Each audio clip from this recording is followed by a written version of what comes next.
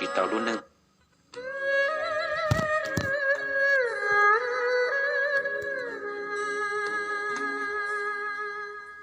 gà mòn trao nụ mong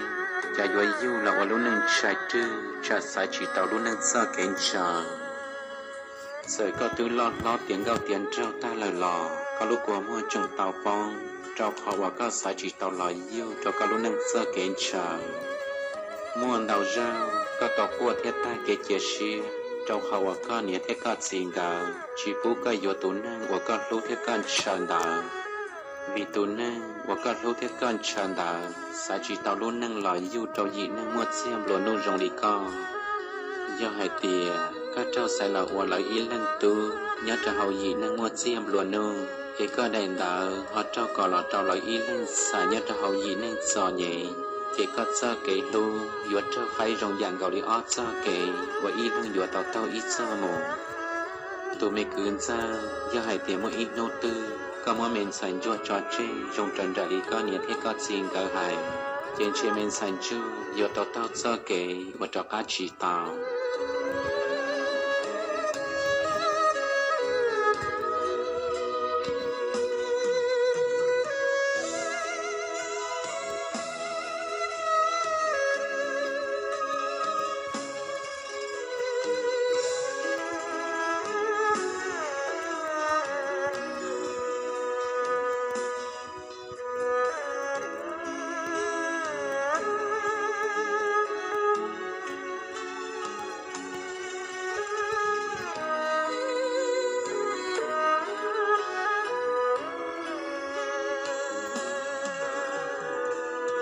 我冷低能要正好论点对喏，假如在毛些，他若在我个在些多么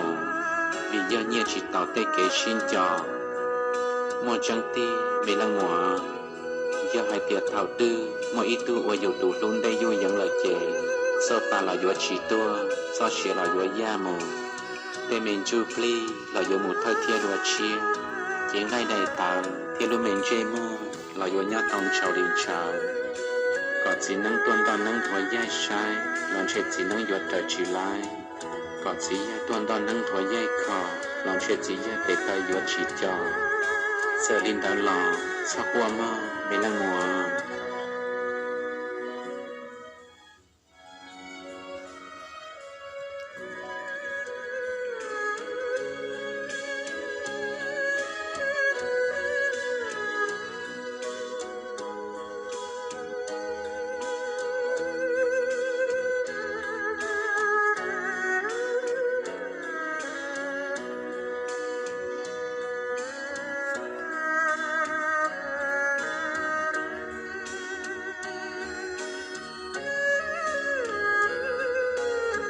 Giờ lần tư trao xài là qua lời ý lần tu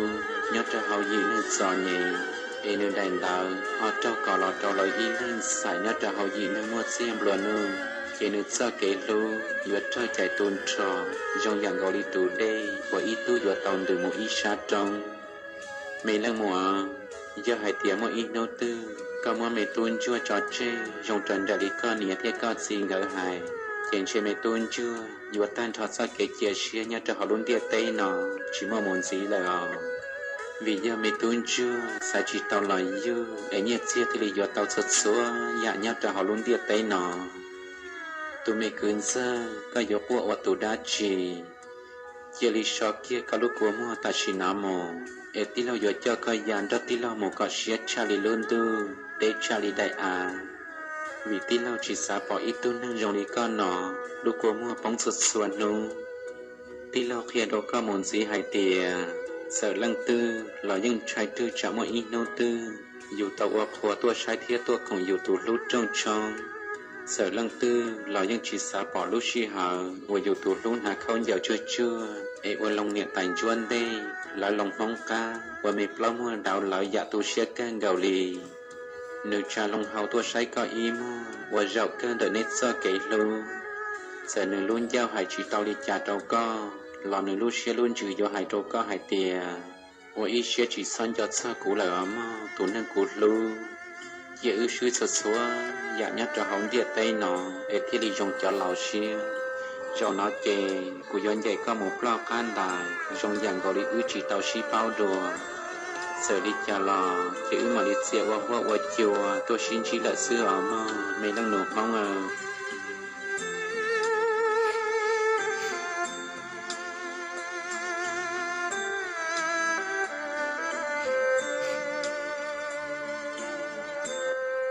mấy đang mùa thằng lại trong đi tủ đan đun bao số tiền chế của yon giá tiền nó tuân chia có tiền giờ chỉ tu chia cảวันนี้ที่ยอมตุดันดุมบอชัวเอกกูที่ลีฟ้าชีตาวก็ยอมนอเจกูว่าอีเชียตูเชียนจอละหายเตียดวนนูอายุวันเลื่อนได้มองดูยอดพูก็ปืนว่าอีเชียอ๋อมตัวนั่งกูรู้ญาจินได้ชมนอเสเจก็ยอดจินดาพัดเสกูละหางยาลินได้กูเจก็จิตซัดเสซ้ำช่วยยากระหมูตอรุ่นนั่งยองซื้อsợ cô yon do con bỏ đi trả lò giờ cô qua tù sư giờ cô chỉ sư cô mà đi cho con cho cô một vào luôn nên chán đơn đi gọi chỉ mà lần tư và chèo tàu ư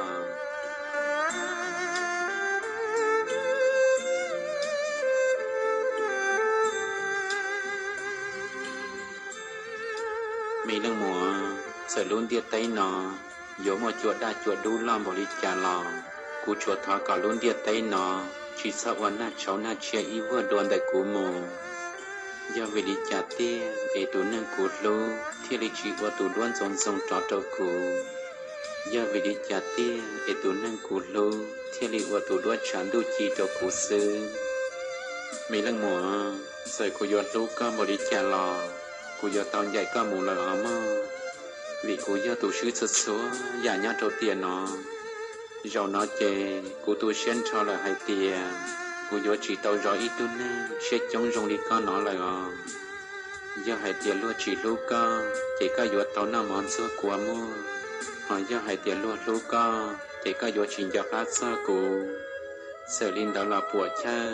vì cô giờ tụ nâng nhỏ đây để cô theo lịch sử tụ nâng nhỏ rề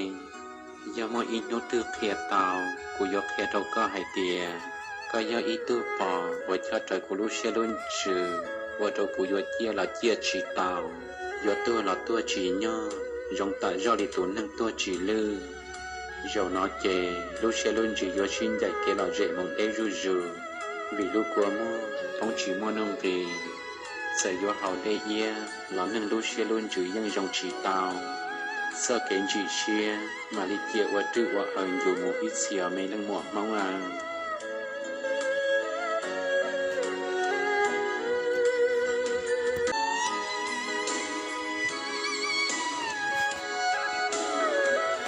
สิริเท่ากับหมูยศสี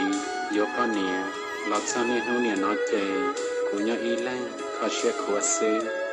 กูสหายเตียจะรุ่นรีป้องหมูหล่อหล่อจงชัวรุ่นหูยศแต่ตัวจะรุ่นหูป้องหมูหล่อหล่อจงชัวรุ่นรียศแต่ตัวไอเจ้ากูมาลีจอนสักเกณฑ์จะก็รอรุ่นหูรุ่นรีมอง